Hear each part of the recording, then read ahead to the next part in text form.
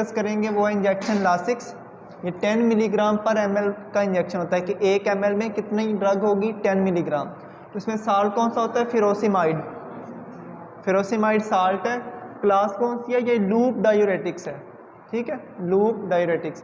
Kidney की tubules होते हैं ना, रीनल ट्यूब्यूल्स, उनके ऊपर ये जाके एक्ट करता है। तो वहाँ पे इसका क्या काम होता है, वहाँ पे सोडियम की, क्लोराइड की और वाटर की जो रीअब्जॉर्प्शन हो रही होती है उसको ब्लॉक करता है, ठीक है।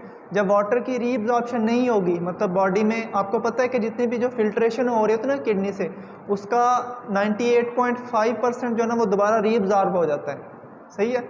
लेट्स सपोज अगर फर्ज कर रहे हैं कि अगर आपके पास 100 लीटर फिल्टर हो रहे हैं ना, तो उसमें से 98.5 लीटर दोबारा रीअब्जॉर्ब हो जाएंगे, बाकी जो ऊपर वाला है वो यूरिन आता है, सही है। अब रीअब्जॉर्प्शन को ब्लॉक कर दिया है, मतलब कि वाटर वहाँ पे रीअब्जॉर्ब नहीं होगा, तो वाटर क्या आएगा, यूरिन की फॉर्म में निकलेगा बॉडी में से, सही है। तो उस हिसाब से इसके क्या यूजेस होंगे, ये एंटी हाइपरटेंसिव है। अगर फ्लूइड ओवरलोड की वजह से किसी को बीपी का इशू है ना, ब्लड प्रेशर का मसला है, तो उसमें ये काम आता है। जैसे लासिक्स का इंजेक्शन देते हैं, पेशेंट को यूरिन ज़्यादा आता है, उससे उसका बीपी थोड़ा मेंटेन हो जाता है, सही है।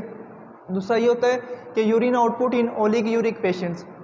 ओलिग यूरिक पेशेंट्स कौन से होते हैं, जिनको यूरिन आउटपुट कम हो गया हुआ है ड्यू टू ओरिनल फेलियर की वजह से भी हो सकता है, ठीक है। किडनी का उनको मसला चल रहा है और उनको यूरिन कम आ रहा है, तो उसमें ये क्या करेगा, रीअब्जॉर्ब नहीं होने देगा वाटर को, ठीक है।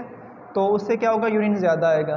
दूसरा ये हो सकता है कि जो कोई भी एडीमा हो सकता है, आपको जनरलाइज एडीमा या प्लूरल एफ्यूजन है, सही है, उसमें, या किसी को अगर कार्डिक इशू है ना, कार्डिक इशू की वजह से उसको एडीमा डेवलप हुआ हुआ है, तो इस केस में भी ये क्या करेगा, यूरिन आउटपुट को बढ़ाएगा और इससे मतलब कि एडीमा से रिलीफ मिलेगा। इसके साइड इफेक्ट्स हैं, साइड इफेक्ट से क्या जा सकता है, अगर बहुत ज़्यादा अमाउंट में यूज करोगे तो फोटो सेंसिटिविटी हो सकती है।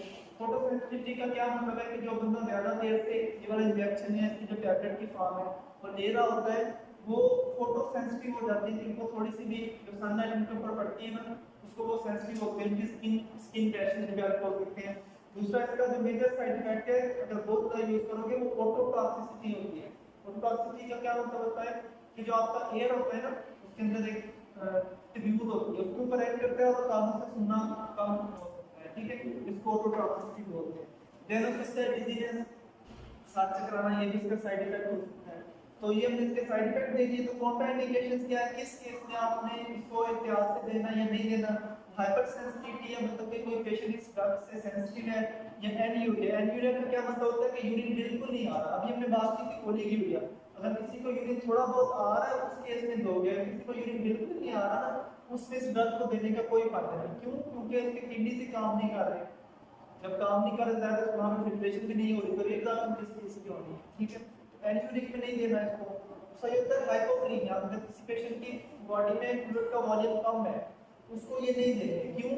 जो वॉल्यूम लेने कम है, इसमें और बॉडी से फ्लूइड निकालना है, तो पेशेंट हाइपोक्लीमिक शॉक में जा सकता है।